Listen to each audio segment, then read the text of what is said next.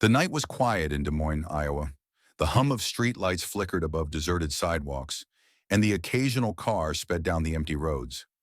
Agent Isabella Izzy Diaz sat behind the wheel of her nondescript sedan, hands relaxed on the steering wheel. Her undercover work in this city was nearing its end, a wave of satisfaction washing over her as she anticipated a clean exit. As she approached a deserted intersection, she slowed, her sharp eyes catching the faint glint of a reflective stop sign. Izzy, a seasoned field operative, had an instinct for details. She came to a full stop, then turned left onto the next street. Moments later, flashing blue and red lights filled her rearview mirror. The piercing wail of a siren shattered the stillness of the night. Izzy's heart didn't race. She was trained for this. Her mind sharpened, her breathing steady. She saw the squad car pulling closer, its headlights casting long shadows. With practiced calm, Izzy pulled over, turned off the engine, and retrieved her license and registration. Two officers emerged from the patrol car. The driver, a tall man with a square jaw and an authoritative gait, approached first. His partner, shorter and stockier, followed close behind. Both wore the dark blue uniforms of the Des Moines Police Department. Izzy noted their names as they drew closer: Officer Marcus Hayes and Officer Kevin Riley. Hayes, radiating an air of practiced authority, leaned down, shining his flashlight into her car, the beam sweeping across her face. "License and registration," he demanded, his tone laced with suspicion despite her calm cooperation. The ride to the station was tensely silent, punctuated only by the hum of the engine and the crackle of the police radio. Izzy, her hands cuffed behind her back, replayed every detail of the encounter: the non-existent moving violation, Riley's theatrical discovery of the planted drugs, the smug confidence in their eyes. It was all a carefully orchestrated setup. At the station, the fluorescent lights glared harshly on the worn linoleum floors. "Got ourselves a live one tonight," Hayes announced loudly, his voice echoing through the processing area. Riley theatrically tossed a small, unmarked bag onto the counter. "Caught her red-handed," he added with a smirk, nodding to his partner in a display of camaraderie that sent a chill down Izzy's spine. Izzy remained silent, her gaze sweeping the room, taking in the placement of security cameras and the layout of the desks, her mind cataloging details that might prove useful later. She was led to a fingerprinting station. A young officer with tired eyes, Ethan Clark, hesitated as he glanced at her, sensing something amiss in the charade. Izzy's cell was cold and dimly lit. The metal bench bolted to the wall offered little comfort. The bars cast long shadows across the concrete floor, and the faint hum of the station's ventilation system filled the small space. Hayes lingered, watching her with a mix of curiosity and disdain. "You don't look like the type to get mixed up in this kind of thing," he commented, a hint of mockery in his voice. Izzy met his gaze, a flicker of defiance in her eyes. "Maybe you'll see," she retorted, "that you're the one who's mistaken." He scoffed and walked away, leaving her alone in the cell. Izzy leaned back against the cold metal wall, exhaling slowly. She knew her next steps had to be precise. She wasn't just fighting for her own freedom. She was about to expose something much bigger. She waited patiently, her mind already strategizing. She knew her absence would be noticed. In a nondescript office building in Omaha, a phone buzzed softly. Special Agent Reynolds, the team leader, reached out to answer. "Signal received," he confirmed, his voice calm and authoritative. "Location confirmed. Deploying resources." The gears began turning, a silent and efficient mobilization in motion. Hayes and Riley sat back with steaming mugs of coffee, laughing and recounting their fabricated story with relish. They hadn't noticed the young officer from the processing desk, Ethan Clark, lingering nearby, his face pale, eyes darting towards the holding cells. Something about the arrest didn't sit right with him. He wrestled with the familiar instinct to keep his head down, to not question his superiors, but a growing unease gnawed at his conscience. At the front desk, Officer Clark's eyes flicked nervously towards the holding cell monitors. Something about Izzy's unwavering demeanor, her quiet confidence in the face of serious accusations, gnawed at him. He pulled up her file on his computer. An unusual gap in her employment history, simply listed as independent consultant, caught his attention. It was too vague, too convenient. Driven by a mounting sense of disquiet, Clark slipped into the dimly lit records archive. Rows of filing cabinets and humming computer terminals lined the walls.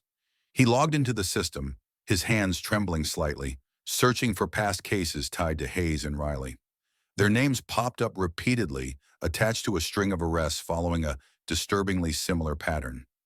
Minor traffic violations escalating into drug charges, the majority of the defendants being people of color. The knot in his stomach tightened. This wasn't coincidence, it was a pattern. Driven by a mounting sense of disquiet, Clark slipped into the dimly lit records archive. Rows of filing cabinets and humming computer terminals lined the walls. He logged into the system, his hands trembling slightly, searching for past cases tied to Hayes and Riley. Their names popped up repeatedly, attached to a string of arrests following a disturbingly similar pattern. Minor traffic violations escalating into drug charges, the majority of the defendants being people of color. The knot in his stomach tightened. This wasn't coincidence, it was a pattern.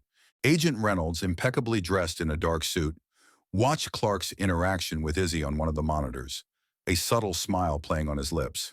"He's close," he murmured to his team. "One more push, and this house of cards comes tumbling down." Clark returned to his desk, haunted by Izzy's words and the pattern he'd uncovered in the archives. He stared at Izzy's file on his monitor, the weight of his conscience settling heavily upon him. He couldn't shake the feeling that he was complicit in a gross miscarriage of justice. Taking a deep breath, he opened a secure email channel and typed a message, his fingers flying across the keyboard as his resolve solidified. "There's something wrong in this station. I've uncovered evidence of a pattern of misconduct by officers Hayes and Riley, focusing on minority drivers, including the recent arrest of Isabella Diaz, which I believe was fabricated. I'm sending the relevant case files. I don't know who else to turn to. Please help." He attached the incriminating files and hit send, his heart pounding in his chest. Hayes, his earlier smugness now replaced by a growing unease, shot Riley a nervous glance. "You see Clark acting weird today?" Riley shrugged dismissively. "Rookies always get jumpy," he scoffed. "Probably just overthinking things. Let's hope he's not poking his nose where it doesn't belong." Hayes didn't respond but took a long gulp of coffee to calm his racing thoughts.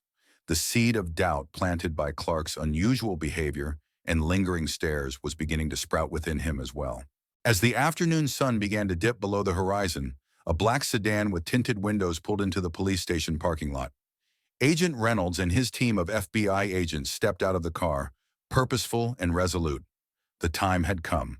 The station, which had been bustling just moments before, fell into an unnerving silence as the group of sharply dressed FBI agents entered, their badges glinting under the fluorescent lights. The lead agent, Agent Reynolds, with his distinguished graying hair and stern expression, approached the front desk. The desk sergeant stiffened at the sight of the federal agents. "What is this about?" he demanded, reaching for his radio as though bracing himself for trouble. "Federal investigation," Agent Reynolds replied in a calm but firm voice. "We need access to your records and holding cells, immediately." The sergeant's hand froze over the radio as he exchanged an uneasy look with the officer next to him. He could stall them momentarily, perhaps feign compliance and warn his men, but there was a seriousness to the agent that warned against outright resistance or subterfuge. "Follow me," he muttered reluctantly and led them down the corridor, towards the secure files room and detention cells, casting a wary glance over his shoulder at the other station personnel, sending an almost palpable ripple of apprehension and speculation among them. Scene: Des Moines Police Department interrogation room. With swift efficiency, the FBI tech agent set up her equipment within the small, sparsely furnished interrogation room. The familiar sounds of beeps, blips, and typing broke the tense silence as she plugged her equipment into the station's main server and started running her scans and analysis. Agent Price, his arms crossed, intently watched lines of code scroll across her monitor. "Anything, Stevens?" he asked, glancing expectantly over the agent's shoulder. "Plenty, Agent Price," she replied with quiet confidence, pointing towards a string of files highlighted in red. Repeated arrests for nearly identical infractions and almost the exact narrative for the drugs found during probable cause searches. Numerous traffic violations miraculously escalating into almost carbon copy possession with intent to distribute. This is more than a coincidence. And this independent consultant angle smells fishy. The last 6 jobs had no contact details for further background searches or due diligence. Sloppy. Either they didn't realize someone was on to them or got careless thinking their racial profiling and intimidation tactics kept their victims and junior officers too intimidated to talk. Sloppy and illegal. Pull all relevant information immediately, Agent Reynolds interjected with firm resolution. I want records of every reported action Hayes and Riley had any involvement in. He gestured sharply. Leave nothing overlooked. These files reek of misconduct. Hearing activity outside in the hallway and a sudden burst of urgent voices emanating from elsewhere inside the building, a wave of understanding washed over Izzy as she pieced together the arrival of her team. It wasn't the full roar of her predicted storm, but a small tremor before an earthquake. This more subdued, almost gentle professional presence told her the raid and subsequent extraction would soon follow the now familiar, meticulous protocols. A tiny smile, barely a flicker on the corners of her lips, appeared on her lips. This part she'd experienced countless times during her long career. The methodical unveiling, a prelude to justice. The game was almost up, and she reveled in anticipation and certainty of outcome. Carter's pacing had accelerated now, a sharp contrast to his usually relaxed stance in the break room. The remaining vestiges of mock superiority and amusement toward the detainee evaporated into nothing and replaced by visible anxiety. Gone, too, were their boisterous complaints about donuts and daily grinds, about their long-held and shared disdain for civilian citizens they felt should have known better than to drive while black. Their nervous silence amplified the sound of their heartbeats pounding like an accusation. So? Carter asked after an agonizing pause that seemed an eternity. Is she, you know, talking? They wouldn't give her that option. Riley's attempted dismissiveness and reassurances barely masked his terror. And what's she going to say? That we're two righteous cops framing up helpless people on bullshit charges while trying to score some cheap wins. Not happening without her kicking off. Their hollow bluster failed even their own untrained ear and fell away withering under the cold and ever more tense silence. Neither Hayes nor Riley could truly know Izzy's next play. Neither even understood the larger world she and her federal teammates inhabited, or that she had even communicated a need for rescue. But somewhere beyond the walls and familiar rituals and hierarchies of local jurisdiction. Both Carter and Riley instinctively suspected this sudden increase in station temperature had to have originated within the holding cell. Izzy hadn't offered explanations of her actions to them, and neither Carter or Riley would understand. Their mistake was targeting someone who had very little reason to cooperate with their scheme. They underestimated and profiled the wrong suspect. Minutes later, the lock on Izzy's cell door buzzed. The door swung inward, revealing an FBI agent. He was a man Izzy hadn't worked with directly, although recognized. Izzy quickly filed him as the kind who specialized in post-breach processing.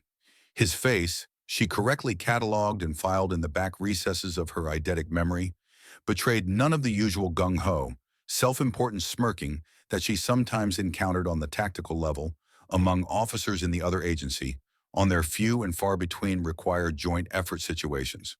The federal government wasn't infallible, although at the agency there was an ingrained distrust between covert operations personnel and pretty much everyone on official payrolls, anywhere, even inside the Beltway.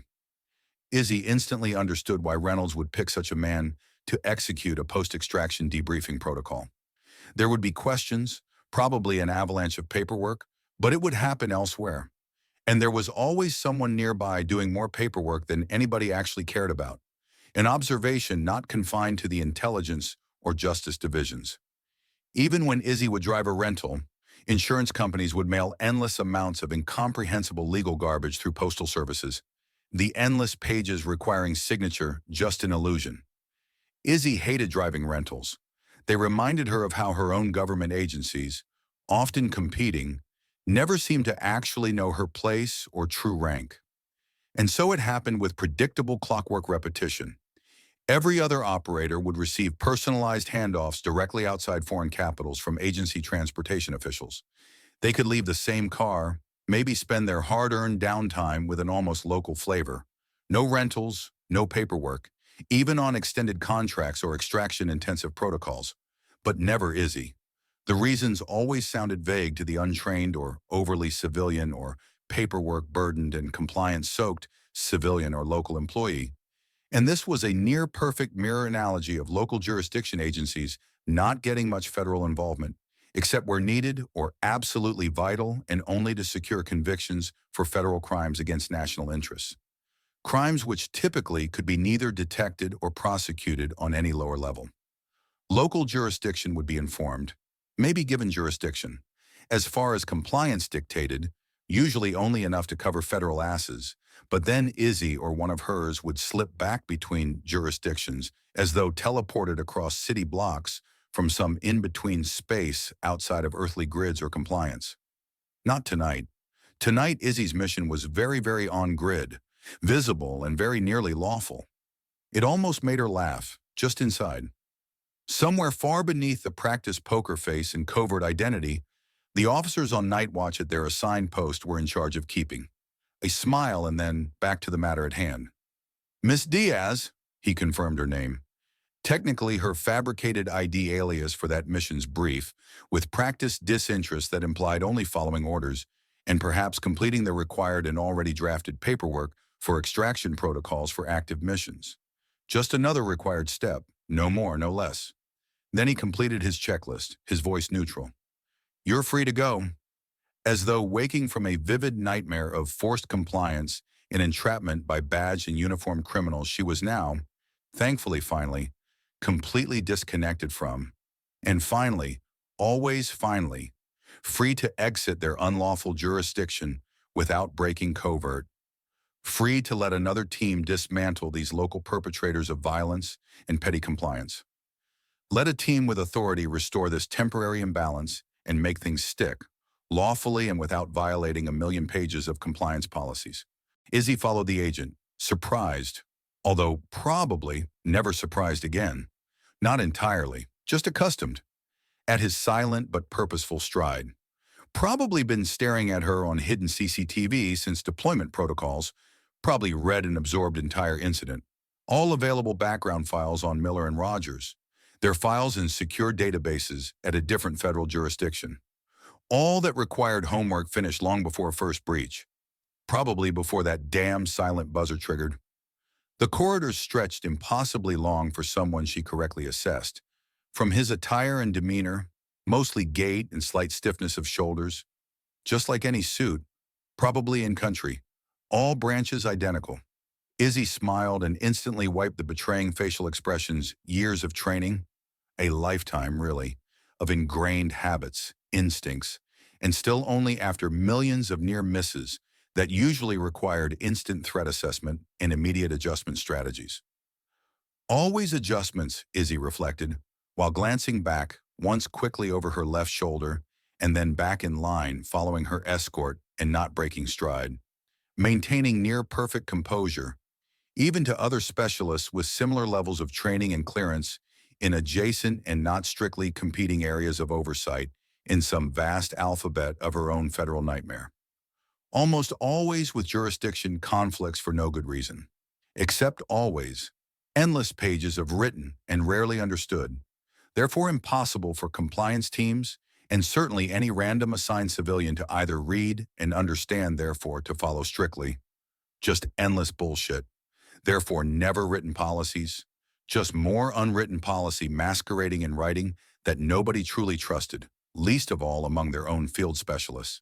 Walking away from her detainment, almost gliding, Izzy later confessed, with an audible mix of near exhilaration tinged with weariness when sharing the successful retrieval aspects to new hires who thought agency bureaucracy meant everyone walked on water while outside normal grids and always right behind or slightly ahead of curves or rules. And maybe this, the effortless shift of gait, just slight and so almost impossible to notice. The trained ability to walk unseen between their rules and just beyond. Above them, almost all, is exactly the correct mindset when executing extractions for those at risk in a completely different domain from that quiet and not entirely welcome authority they'd assumed meant unlimited scope without checks. Not ever. All power limited, Izzy patiently clarified whenever these opportunities occurred during these small after-action moments while training up a team during a rare authorized pause, even inside. It came freely to Izzy, this effortless transition between modes while crossing jurisdictions inside their controlled places, as though teleportation.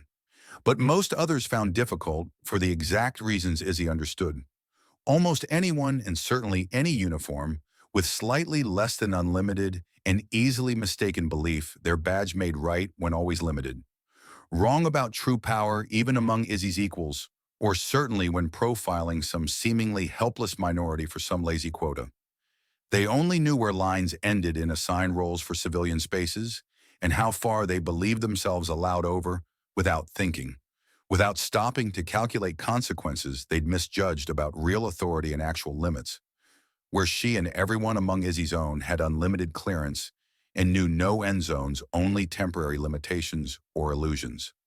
Knew they'd have unlimited authorization as required for national interests, because some vast other network they weren't permitted within just knew without knowing, or needing to know, really.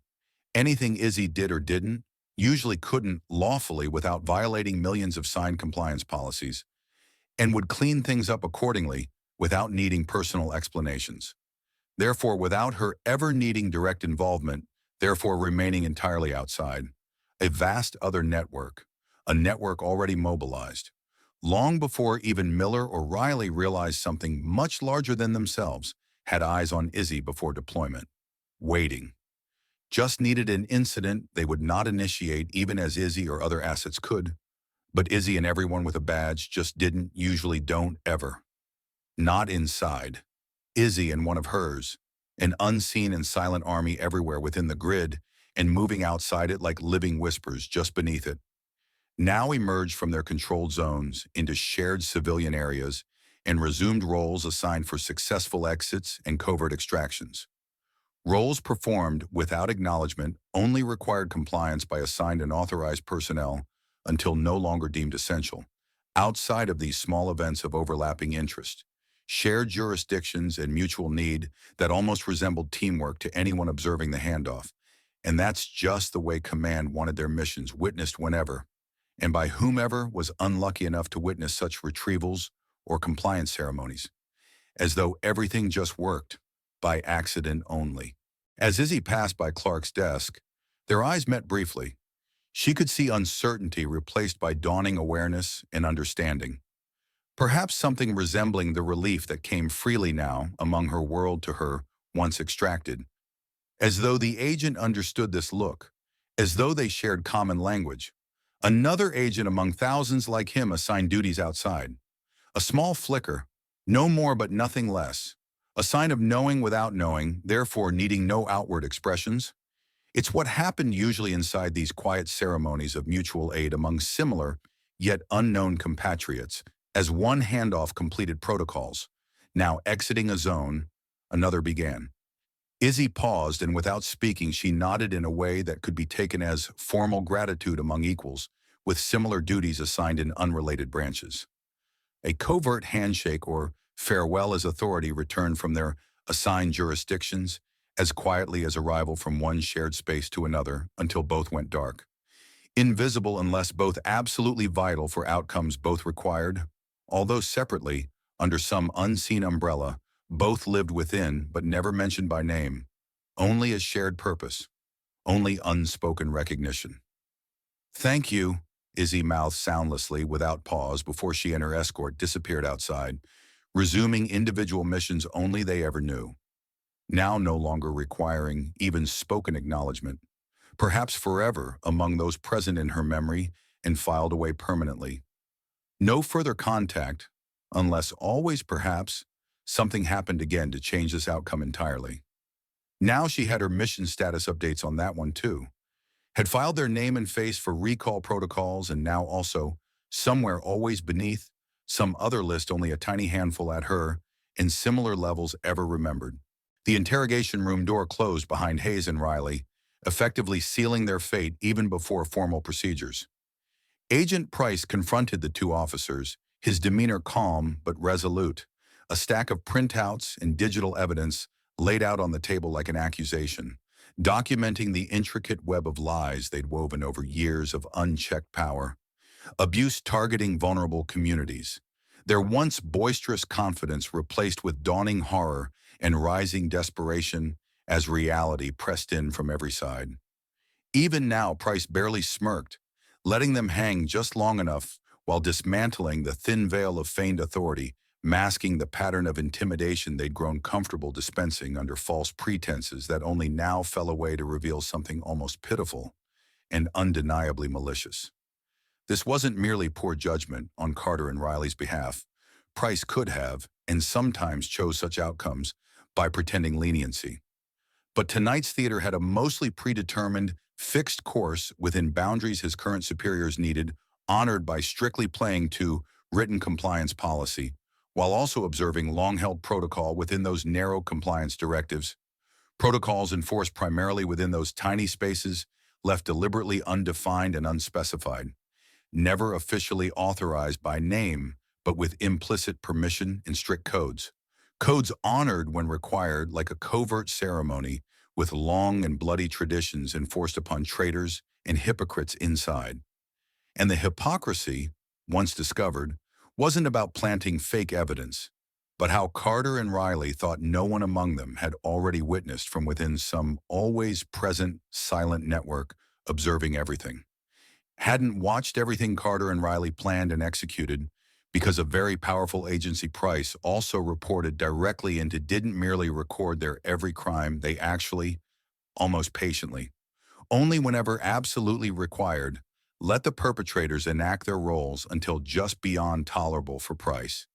Usually too many steps and for so many times, and against just far too many helpless and wrongly profiled innocent, they both seemed, only suddenly, at this inevitable reckoning, no longer fully aligned on which among the vastly greater number, the faceless, always invisible outside their uniform, and certainly beyond either Price's authority or his direct compliance hierarchy, who decided which individuals merited permanent, irrefutable extraction, and always outside either official investigation channels or jurisdiction guidelines, therefore never mentioned by name, only within strict internal communications networks or debrief protocols within closed-loop sessions among very few. When absolutely and utterly vital and never for petty crimes, even against many, never anything but direct, clear, obvious national threats or overt hostility and sabotage. Therefore, this and other similar cases of local compliance breaches meant both required a public performance. Price now commenced without pause, merely smirking once, almost undetectably, at a hidden microphone recording, that part for future internal audit, and then started the real takedown ritual. He'd give the correct cues. No overt aggression towards compliance or procedural misconduct during formal interrogation steps. Therefore, everything followed code within permissible boundaries. He'd give the usual options under full transparency, but the game for both was finished after he reached deep within their case files during the usual slow lead-up. After he let them speak until just the right moment when Carter started squirming slightly within a recorded confession he thought was only their performance. "Not tonight, fucker," Price actually said at this moment, but left outside official recordings, even as Izzy would now never forget and therefore would not be surprised, almost never. At which juncture, Price abruptly pulled his folder, a stage cue actually, now shifting towards more aggressive posturing when their compliance ended and Price crossed a compliance red line. Because this and several others now also warranted an extraction of Price from jurisdiction under color of authority. His authorized breach of policy, therefore already cleared, signed away. Then his new performance commenced smoothly, without visible alteration of demeanor, but a clear crossing over that Price would also forget for good. Always, after Izzy filed away the one word among their few and otherwise unnecessary exchanges, stored just below some almost personal and never disclosed files under current encryption protocols, to be kept forever separate unless, ever, perhaps later, she was ordered for a recall retrieval.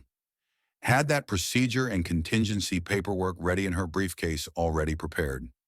filed away like Price did for everything with a badge to close cases on Carter and Riley from some space where he might actually never notice except vaguely. No longer relevant for compliance oversight, Price would sign himself out soon after without even bothering for confirmation by his supervisor on next business day. Wouldn't notice, and probably not need their approval because he and other specialists in extraction and compliance, including certain FBI, special ops or other agencies officers for those in Izzy's position. Similar roles only completely separate unless overlapping and requiring an orchestrated overlap in protocol with their jurisdiction in cases like these, when suddenly there would be handoff. Then everyone walked away freely no more, just no less than when Izzy was free, when both or sometimes several crossed jurisdiction, back to assignments they'd probably also eventually just forgot, because other events occurred among all spheres that warranted recording protocols. The show for Izzy ended once her federal asset left without speaking, then became someone else's game for a moment, and those games, including the few in charge or watching on screen, like silent and otherwise uninvolved stage managers, running everything for maximum plausible deniability if needed, under written protocols for plausible deniability, and those other protocols, including several other agencies' jurisdictions, were already mobilizing. Usually within similar operating theater and not strictly adversarial, only always at risk of overlap like some vast Russian doll or interconnected system never seen entirely by everyone inside. Only in hindsight, often when their time concluded among missions without even recall protocols, would very few ever notice everything happened exactly according to other, often older plans from somewhere still outside. Therefore, nobody got full compliance reports or authorized explanations really, just required confirmation signatures like Izzy filed. Months later, Hayes and Riley stood before a federal judge, the weight of their crimes pressing down upon them, their bravado completely shattered. The damning evidence presented by Agent Price's meticulous investigation and bolstered by Officer Clark's brave testimony was irrefutable. Carter and Sullivan, charged with multiple counts of abuse of authority, evidence tampering, falsifying reports, and violations of civil rights, to name only those made public. The official records redacted several counts that named other individuals inside, people never named publicly, and they and others above Agent Reynolds would carry that brief and file number somewhere only they'd ever need. An unofficial audit never mentioned anywhere, like an incident on a closed-loop hidden camera, somewhere only they ever reviewed except rarely. Both received lengthy prison sentences. The courtroom buzzed with the low hum of shocked whispers as justice, long delayed, was finally served. Izzy sat in her sparsely furnished apartment, a small bag packed, a new dossier lying open on her table containing details about her next mission. Some distant and unstable place far from Alexandria, but within the grid. Another assignment, details never fully read until first engagement protocol, to keep certain specialists isolated even during downtime. No downtime usually, never entirely except when deemed absolutely essential. Her face was relaxed. She seemed different somehow when she allowed for expressions when completely disconnected and off-grid, although no one ever directly witnessed without strict compliance overrides because then she entered a new jurisdiction or control zone. As always, when no active missions warranted those other stricter rules, almost entirely. The other lists from some always hidden place where Price had moved on to something else already, and both now separate again. Until absolutely and never personally essential, therefore filed without names, only encrypted numerical protocols and some file number, even he might vaguely recall. Someday, probably, if anything, like Carter and Riley were allowed by his chain of command to step outside written rules, maybe for noble intent. Just any individual acting lawfully by their judgment call outside protocol. Her phone buzzed. She was expecting his call after incident debrief closure, confirmed extraction completed under official compliance standards. A predictable routine performed for formality between spheres. Special Agent Reynolds' now overly formal, almost detached inquiry triggered a real but brief, soon wiped like she'd imagined his own involuntary betrayal might not last within other agency review for longer duration. Not unlike both Hayes and Riley would eventually just not think of her. Nor she nor Clark had even entered that space between written and unspoken, and all would probably end. Ready for the next one, Agent Diaz? Price's voice almost entirely formal, therefore disconnected, although slightly curious. An edge she detected because she never spoke. Probably studied official facial image. Another protocol both complied with. Although even there she revealed nothing except those few allowable, unreadable outward markers to indicate compliance. Izzy smiled genuinely and almost instantly smoothed the expression and shifted back. Always within, but probably always still unseen outside unless they'd met outside both spheres before deployment. Therefore, even that, some always almost remembered encounter in a busy street that might last only seconds and certainly without acknowledgement, unless repeated once under exactly mirrored scenarios, perhaps also by chance. Both seemed extremely unlikely even to someone in Izzy's line. Impossible, probably, although not ever ruled out among contingency paperwork that always ended. Always, she snapped out without inflection and started moving even as that conversation, both her voice and her side entirely redacted, triggered the chain of authorization protocols that started their other shared assignments always moving, somewhere now between compliance and necessity. The almost invisible dance within the grids Izzy knew all too well and moved freely amongst, effortlessly, and had for an entire lifetime dedicated almost entirely and without knowing always. Almost, finally almost, and never.